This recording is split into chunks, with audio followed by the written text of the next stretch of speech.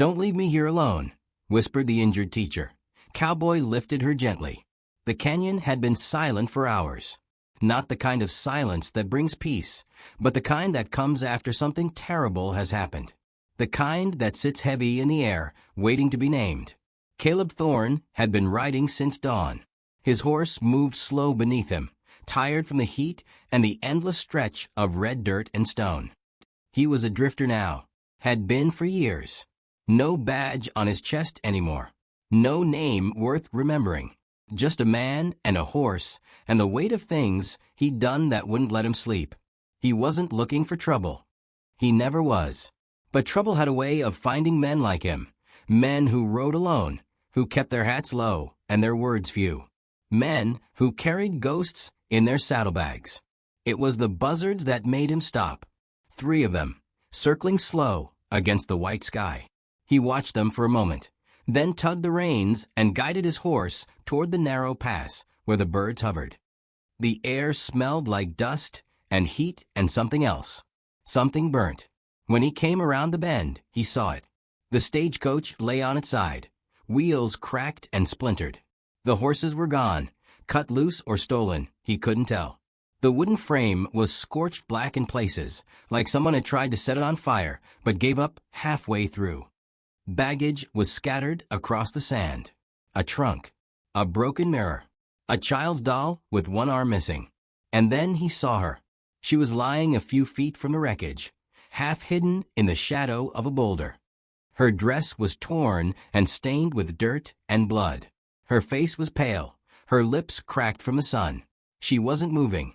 Caleb dismounted and walked toward her slowly, his boots crunching over broken glass and dry brush. He knelt beside her, his hand hovering over her shoulder. He didn't know if she was alive. Didn't know if he should touch her or let her be. Then her eyes opened.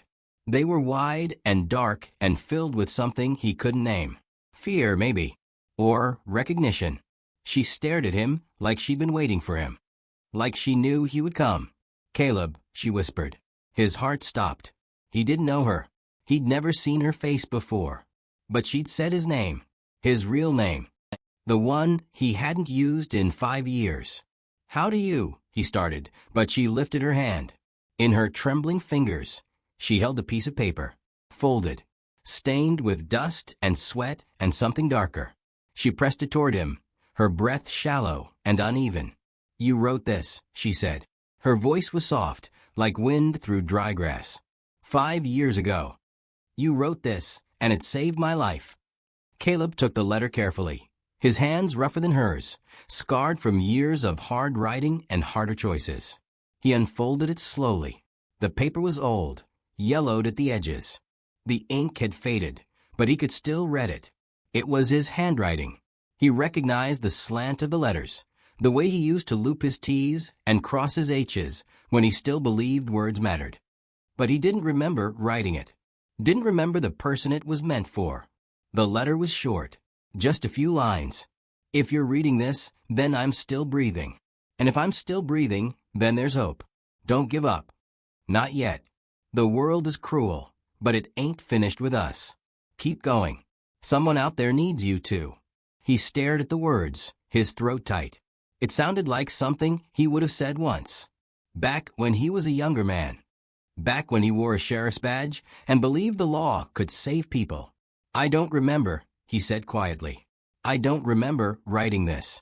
"You gave it to a man in a saloon," she said, her voice breaking. "A rancher. He was drunk and grieving. His wife had just died. You told him to hold on. You told him someone still needed him." She coughed, wincing from the pain. "That man was my father." Caleb's chest tightened. He looked down at her, really looked at her now. She was young, maybe 25, maybe younger. A schoolteacher, judging by the books scattered near the wreckage. Her hands were soft, not the hands of someone used to this kind of violence. Not the hands of someone who should be bleeding out in the middle of nowhere. "Your father," he repeated. She nodded weakly. He kept that letter. Read it every night. "And when he got sick 2 years later, he gave it to me. Told me it reminded him that even strangers could carry kindness. That even cowboys with blood on their hands could choose mercy. Caleb felt something twist deep inside him. Shame, maybe. Or something worse. Because he wasn't that man anymore. Hadn't been for a long time. What happened here? He asked, his voice low. Outlaws, she said. 3 of them. They stopped the coach. Took everything. The driver tried to fight. They shot him. Her eyes filled with tears, but she didn't let them fall. I hid. But when they set the fire, I had to run. They didn't follow me, I think. I think they thought I'd die out here anyway. Caleb looked around. No tracks. No sign of which direction they'd gone. They were long gone by now, probably halfway to the next town, spending whatever they'd stolen on whiskey and cards. He turned back to her. What's your name? Anna, she said softly. Anna Brennan. Anna, he repeated, tasting the name. It felt gentle. Too gentle for this place. Can you stand? She shook her head. My leg. I think it's broken. Caleb looked down. Her left leg was twisted at an angle that made his stomach turn. She'd been lying here for hours, maybe longer. The sun had burned her skin. The blood had dried dark against her dress. Don't leave me here, she whispered suddenly, her hand reaching for his. Her fingers were cold despite the heat. Please, don't leave me here alone. Her voice cracked on the last word, and something in Caleb broke with it. He thought about the letter, about the man he used to be, the man who gave hope to a grieving rancher in a saloon, the man who believed words could matter, who believed mercy was still possible. He didn't know if that man still existed, but this woman, this schoolteacher bleeding in the dust, believed he did. She was holding his words in her hand like they were sacred, like they were proof. I won't, he said quietly. He slid his arms beneath her, careful not to jostle her leg. She was lighter than he expected, fragile, breakable. He lifted her slowly, and she let out a soft gasp of pain, but didn't cry out. There's a town, he said. 2 days' ride west. Maybe less if we push. I don't know if I'll make it, she whispered against his chest. You will, he said. And for the first time in 5 years, he let himself believe the words he spoke. He carried her to his horse and lifted her carefully onto the saddle. She swayed, barely able to sit upright, so he climbed up behind her and wrapped one arm around her waist to keep her steady. The sun was starting to sink behind the canyon walls, painting the sky in shades of gold and rust. The shadows grew longer. The air grew cooler. And somewhere in the distance, a coyote howled. Anna leaned back against him, her breathing shallow but steady. In her hand, she still held the letter. Caleb didn't look at it again. He didn't need to, because now he had something heavier to carry than words written by a stranger he used to be.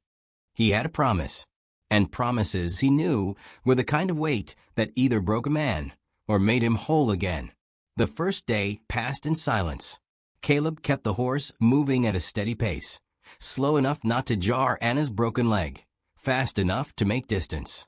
The canyon walls rose high on either side of them, red and ancient, carved by wind and time into shapes that looked almost human. The sun climbed and fell. The shadows shifted, and Anna said nothing. He thought maybe she'd fallen unconscious. Her head rested against his shoulder, her body limp in his arms. But every now and then, he'd feel her breathe, shallow and uneven, like she was fighting to stay present, fighting to hold on. By nightfall, they'd made it halfway through the canyon. Caleb found a place to stop beneath an overhang of rock, where the stone curved like a shelter and kept the worst of the wind away. He dismounted carefully, then lifted Anna down and laid her on the blanket he'd spread across the ground. She winced, but didn't cry out. Her face was pale, her lips dry and cracked. He gave her water from his canteen, tilting it gently so she could drink without choking. She took 3 small sips, then turned her head away. That's all, he asked. That's all I can manage, she whispered. He didn't push. He'd seen enough dying people to know when the body was shutting down. But he'd also seen enough survivors to know that sometimes, the ones who looked the weakest held on the longest. He built a small fire with a dry brush he could find. Not much, just enough to keep the cold away. The flames crackled soft and low, casting dancing shadows against the canyon walls. He sat across from her, his rifle resting against his knee, and watched the firelight flicker across her face. "You should rest," he said. "I will," she said. But she didn't close her eyes. Instead, she looked at him. Really looked at him. Like she was trying to memorize his face. Like she was afraid if she closed her eyes, he'd disappear. "You don't talk much, do you?" she said quietly. "Not much worth saying," he replied. "That's not true." Her voice was soft but steady. "Words matter. Even the small ones." He didn't answer. He didn't know how to tell her that he'd spent 5 years trying to forget the words he'd spoken. The promises he'd made. The lies he'd told himself about what kind of man he was. Anna shifted slightly, wincing as pain shot through her leg. She breathed through it, slow and deliberate, then looked up at the stars beginning to appear above them. "There's a schoolhouse," she said suddenly, "in Redemption Creek. That's where I was going." Caleb glanced at her. "Redemption Creek. That's 2 days west." "I know." She smiled faintly, though it looked like it cost her. "Fitting name, don't you think?" He didn't answer. "I've been teaching there for 3 years," she continued, her voice growing softer. 22 children. Some of them couldn't read when they came to me. Some of them didn't even know their letters. But they learned. They worked so hard." Her eyes grew distant, like she was seeing something he couldn't. "There's a boy, Samuel. He's 8. His mother died last winter. Fever took her. She made me promise, before she passed, that I'd look after him. That I'd make sure he didn't grow up angry. That I'd teach him to read so he could be something more than what this place wanted him to be." Caleb felt something tighten in his chest. He knew what it meant to carry someone else's dying wish. Knew how heavy that kind of promise could sit on a man's soul. "You made that promise," he said quietly. "I did." She turned her head to look at him, her dark eyes reflecting the firelight. "And I have to keep it. I have to get back to that schoolhouse. I have to ring that bell and let them know I'm still here." "You will," Caleb said. But the words felt hollow. He didn't know if she'd make it. Didn't know if 2 days was enough time. Didn't know if the infection already creeping into her leg would take her before they reached the town. But he couldn't tell her that. Couldn't take away the only thing keeping her alive. Anna closed her eyes for a moment, her breathing shallow. When she opened them again, they were wet with unshed tears. "I'm scared," she whispered. "I'm scared I'll die out here. That those children will wait for me, and I'll never come back. That Samuel will think I broke my promise." Caleb didn't know what to say. He'd never been good with comfort. Never been good at the soft words people needed when the world was falling apart around them. He was better with silence. Better with action. But she needed more than silence now. "I knew a widow once," he said slowly, his voice low and rough. "Back when I was a sheriff. Her husband got shot in a saloon fight.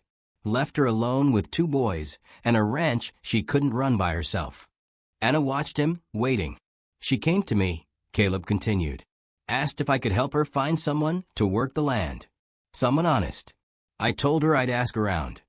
But the truth was, I didn't think anyone would help her. The town was small. People were hard. They didn't care much for widows or orphans or anyone who couldn't fend for themselves." He paused, staring into the fire. "But the next morning, there were 3 ranchers at her door. Men I didn't even ask. They'd heard about her husband. Heard she needed help. And they showed up. Didn't ask for payment. Didn't ask for thanks. They just showed up." Anna's lips trembled. "Why are you telling me this?" "Because people remember kindness," Caleb said quietly. "Even when they don't show it. Even when the world tries to beat it out of them. Those children, Samuel and the others, they'll remember you. They'll remember what you gave them. And if you don't make it back, someone else will. Someone will carry that promise forward." A tear slipped down Anna's cheek. She didn't wipe it away. "But I want it to be me," she whispered. "I know." They sat in silence after that. The fire burned low. The stars grew brighter. And somewhere in the distance, a coyote called out into the night. Caleb added another piece of brush to the fire, then leaned back against the rock wall. His rifle rested across his lap, his hat pulled low over his eyes. But he didn't sleep. Because he could feel it now, the weight of her faith in him. The way she looked at him like he was still the man who'd written that letter. The man who believed mercy mattered. The man who thought words could save people. He wasn't that man anymore. He'd killed too many people. Made too many mistakes. Buried too many ghosts. But maybe, just maybe, he could carry her far enough that someone else could finish what he'd started. By dawn, Anna was burning with fever. Caleb felt at the moment he touched her forehead. Her skin was hot, her breathing ragged. She mumbled in her sleep, words he couldn't make out. Names, maybe, or prayers. He lifted her onto the horse and climbed up behind her, wrapping his arm tight around her waist to keep her from falling. She leaned into him, her body trembling. "Hold on," he whispered, though he didn't know if she could hear him. The canyon stretched out before them, endless and unforgiving. The sun climbed higher. The heat pressed down like a hand. And Caleb rode on, carrying a schoolteacher who believed in promises, and a letter written by a ghost he used to be. The storm came without warning. One moment, the sky was clear and pale. The next, it was the color of bruised stone, heavy with the promise of rain. The wind picked up fast, whipping dust and sand across the desert floor. Caleb felt the horse stumble beneath him, exhausted and afraid. Anna was barely conscious. Her head lolled against his chest, her breathing shallow and hot. The fever had taken root deep inside her, burning through her like wildfire. She hadn't spoken in hours, hadn't opened her eyes. He needed shelter, fast. Through the haze of dust and wind, he saw it, an old mission, half collapsed and forgotten, standing alone against the coming storm. Its adobe walls were cracked and weathered, its wooden cross leaning at an angle like it was too tired to stand straight. But it was shelter. And shelter was all that mattered now. Caleb urged the horse forward, his arm wrapped tight around Anna's waist. The wind howled around them, pulling at his coat and hat. Lightning split the sky, and thunder followed close behind, deep and rolling like the voice of something ancient and angry. They reached the mission just as the rain began to fall. Caleb dismounted and lifted Anna down carefully, cradling her in his arms like she was made of glass. She weighed almost nothing now. The fever had hollowed her out, left her fragile and pale. He carried her through the broken doorway and into the dim interior of the mission. Inside, the air was cooler. Dust covered everything. The wooden pews, the cracked altar, the faded painting of a saint whose face had been worn away by time. The roof had holes in it, and rain dripped through in places, pooling on the stone floor. But it was dry enough, safe enough. Caleb laid Anna down on one of the pews and covered her with his coat. Her skin was burning. Her lips moved, forming words he couldn't hear. He knelt beside her, his hand hovering over her forehead. "Anna," he said quietly, "can you hear me?" She didn't answer. Her eyes stayed closed. But her hand reached out, fingers trembling, searching for something to hold on to. He took her hand in his. It was small and cold despite the fever. He squeezed it gently, hoping she could feel it, hoping she knew she wasn't alone. Outside, the storm raged. Lightning flashed through the broken windows, casting sharp shadows across the walls. Thunder shook the mission's bones, and the rain fell heavy and hard, like the sky was trying to wash the world clean. Caleb sat beside Anna, watching her breathe. He didn't know what else to do. He'd dressed wounds before. He'd set broken bones and stitched up knife cuts. But fever was different. Fever was something you couldn't fight with your hands. You could only wait and hope. Hours passed. The storm didn't let up, and Anna's fever didn't break. Then, in the dead of night, she started talking. At first, it was just whispers, fragments of sentences, words that didn't connect. But then her voice grew stronger, clearer, like she was pulling herself out of some deep and dark place. "Thomas," she whispered. Caleb froze. "Thomas, don't go," she said, her voice thick with grief. "Please, don't leave me." The name hit him like a bullet. Thomas. He knew that name. Knew it the way a man knows the taste of blood in his mouth. The way he knows the weight of a gun in his hand. Thomas Brennan. Caleb's throat went dry. His chest tightened. He stared at Anna, at the woman lying fevered and broken in front of him, and felt the past come crashing back like a flood he couldn't stop. Thomas Brennan had been a rancher. A good man by most accounts. Hard-working. Honest. The kind of man who kept his word and paid his debts. But 5 years ago, Thomas had gotten caught in the middle of something he didn't understand. A land dispute. A crooked sheriff. A group of men who wanted him gone. And Caleb had been one of those men. He hadn't wanted to do it. Hadn't wanted to pull the trigger. But he'd been young then. Desperate. Wearing a deputy's badge that didn't mean anything except that he followed orders. And the orders had been clear. Thomas Brennan had to die. So Caleb had ridden out to the Brennan ranch one cold morning. He'd found Thomas standing by the barn fixing a fence. And he'd shot him. Clean. Quick. One bullet to the chest.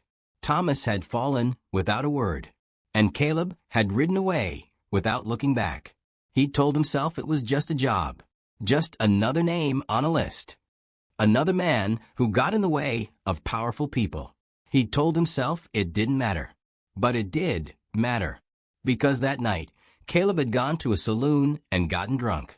And in his drunkenness, he'd met an old rancher who was grieving his wife. And Caleb, filled with guilt he couldn't name, had written that letter. The one Anna still carried. The one that said there was still hope. That someone out there needed him. He'd written it for himself as much as for the grieving man. Because he'd needed to believe it. Needed to believe that mercy was still possible. That he wasn't just a killer wearing a badge. And now, 5 years later, he was sitting beside Thomas Brennan's daughter. The woman whose father he'd murdered. Thomas, Anna whispered again, tears streaming down her fevered face. I miss you. I miss you so much. Caleb felt something break inside him. Something he'd been holding together for 5 years with silence and distance, and the lie that he could outrun his past. He wanted to tell her. Wanted to confess. Wanted to say, I'm the one who killed him. I'm the reason you're alone. I'm the reason you had to leave that ranch and become a schoolteacher in a town you'd never heard of. But the words wouldn't come. Because if he told her, she would die hating him. She would die knowing that the man who'd carried her through the desert, the man she'd trusted with her life, was the same man who'd destroyed it. And he couldn't do that to her. Not now. Not like this. So instead, he squeezed her hand and whispered, he loved you. He never stopped loving you. Anna's breathing slowed. Her tears stopped falling. And for a moment, she seemed at peace. Caleb sat with her through the rest of the night, his hand holding hers, his soul heavy with the weight of a truth he couldn't speak. The storm outside began to fade. The rain slowed to a drizzle. The thunder grew distant. And as dawn broke through the broken roof of the mission, casting pale light across the stone floor, Caleb made a choice. He would get her to Redemption Creek. He would get her to that schoolhouse. He would make sure she kept her promise to Samuel and the other children. And then, when she was safe, when she was healed, he would tell her the truth. He would tell her who he really was, what he'd done, and he would let her decide what mercy looked like. Because if she could forgive him, if she could look at the man who'd killed her father and still see something worth saving, then maybe, just maybe, redemption wasn't just the name of a town. Maybe it was something a man could actually find. Anna stirred beside him, her eyes fluttering open. They were clearer now. The fever had broken, at least for the moment. Caleb, she whispered. I'm here, he said. She looked at him, her gaze soft and tired. Thank you, she said, for not leaving me. He nodded, his throat too tight to speak. Because she didn't know. She didn't know that leaving her would have been easier. That staying, carrying her, protecting her, bringing her back to a life he'd once destroyed, was the hardest thing he'd ever done. But he would do it. He would carry this weight until the end. Because some debts, he was learning, could never be paid with silence.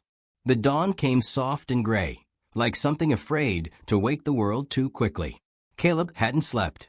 He'd sat through the night beside Anna, watching her breathe, watching the fever ease from her body like a tide pulling back from the shore. The storm had passed. The rain had stopped. And now, the first light of morning filtered through the broken roof of the mission, pale and clean. Anna's eyes opened slowly. She blinked against the light, confused at first, as if she didn't know where she was. Then her gaze found him, and something in her face softened. "You're still here," she whispered. "I'm still here," he said. She tried to sit up, but pain shot through her leg and she gasped, falling back against the pew. Caleb reached out to steady her, his hand on her shoulder. "Don't move too fast," he said. "Your leg's still broken, and you've been fevered for 2 days." Anna closed her eyes, breathing slowly. "I thought I was going to die." "You almost did."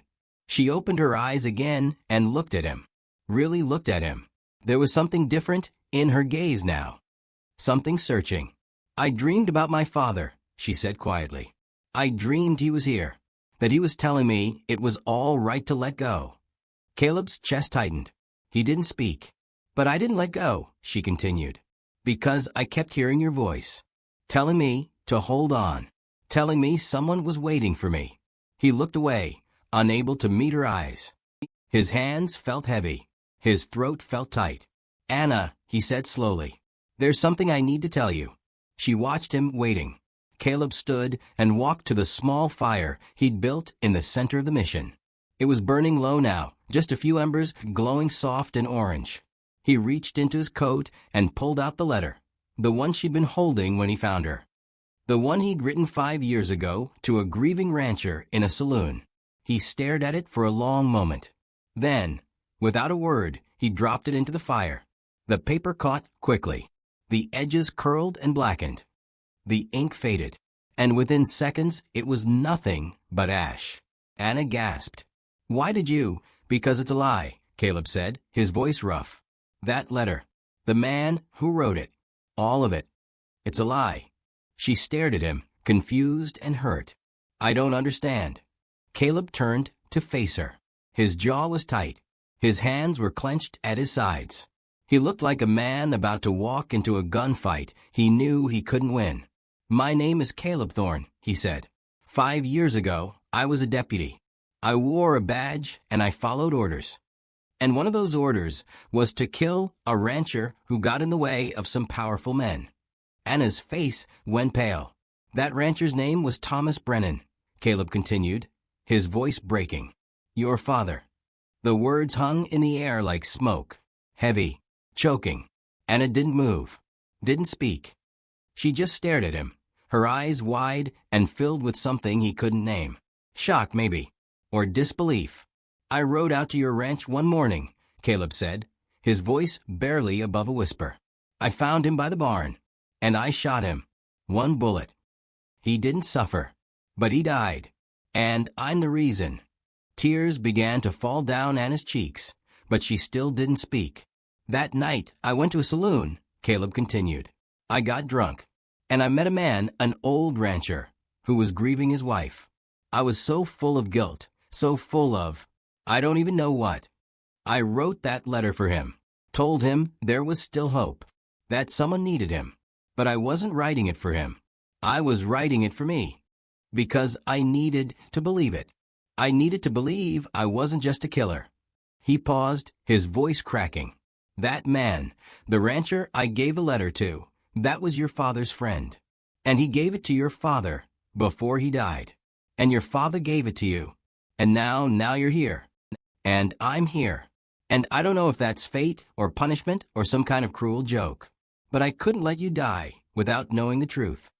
The silence that followed was the heaviest thing Caleb had ever carried. Anna sat there, tears streaming down her face, her hands trembling in her lap. She looked broken, shattered. And Caleb knew he'd done that. Knew he'd taken the one thing keeping her alive, her faith in him, and destroyed it. "I'm sorry," he said quietly. "I'm so sorry." Anna closed her eyes. Her breath came in shallow, uneven gasps. And then, slowly, she began to weep. Not the quiet tears she'd cried before, but deep, wrenching sobs that shook her whole body. sobs that came from a place so deep and raw that Caleb felt like he was watching her break apart in front of him. He wanted to go to her, wanted to kneel beside her and beg for forgiveness. But he couldn't move, couldn't speak. All he could do was stand there and let her grief wash over him like a wave. And then, through her tears, Anna spoke. "I know," she whispered. Caleb's heart stopped. "What?" he breathed. Anna opened her eyes and looked at him. Her face was wet with tears, but her gaze was steady, clear. "I know," she said again. "I've known since last night, when I was fevered, when I called out my father's name. I saw your face, and I remembered." Caleb felt the ground shift beneath him. You knew." Anna nodded slowly. "My father kept a journal. He wrote about the day he died, about the deputy who came to kill him. He described you, your face, your voice, the way you looked at him before you pulled the trigger." She wiped her tears with the back of her hand. "When I saw you in the desert, I didn't recognize you at first. But when you told me your name, when you said, 'Caleb,' I remembered. I remembered everything." Caleb's legs felt weak. He sank to his knees in front of her, his head bowed. "Then why didn't you say anything?" he asked, his voice breaking. "Why didn't you let me die out there? Why didn't you?" "Because mercy isn't about who you were," Anna said softly. "It's about who you choose to become when someone needs you." Caleb looked up at her, his eyes filled with tears. He hadn't let himself cry in 5 years. "You killed my father," Anna continued, her voice steady despite the tears. "And I will carry that grief for the rest of my life. But you also saved mine. You didn't leave me in the desert. You didn't let me die. You carried me. You stayed with me. And that letter you wrote, the one you just burned, it wasn't a lie. It was a promise. A promise that even broken men can choose kindness. That even men with blood on their hands can still offer mercy." She reached out and took his hand. Her fingers were small and warm and steady. "I forgive you," she whispered. "Not because you deserve it, but because forgiveness is the only way either of us moves forward." Caleb broke. He buried his face in his hands and wept. And Anna, broken and fevered and barely able to sit upright, held his hand and let him. They stayed like that for a long time. Two people carrying grief too heavy for one soul alone. Two people learning that redemption wasn't something you earned. It was something you chose. Every day, every moment, every step forward. When the tears finally stopped, Caleb lifted his head. His face was wet. His eyes were red. But for the first time in 5 years, he felt lighter. "The schoolhouse," he said quietly. "Redemption Creek. We need to get you there." Anna smiled faintly. "We do." Caleb stood and lifted her carefully into his arms. She winced but didn't cry out. He carried her outside, where the morning sun was rising over the desert, painting the sky in shades of gold and pink. His horse stood waiting, tired but steady. He lifted Anna onto the saddle, then climbed up behind her. She leaned back against him, her breathing slow and even. And together they rode west, toward the town called Redemption Creek, toward a schoolhouse where children waited, toward a bell that had been silent too long. And, as they rode, Caleb felt something he hadn't felt in years. Hope. Not the kind that promises everything will be easy, but the kind that whispers, even in the silence, that mercy is real, that forgiveness is possible, and that sometimes the hardest journeys lead us exactly where we need to be. The desert stretched out before them, vast and endless. But they rode on together, carrying the weight of the past and the promise of what could still be saved. And somewhere ahead, in a small town neither of them had seen yet, a school bell waited to ring again.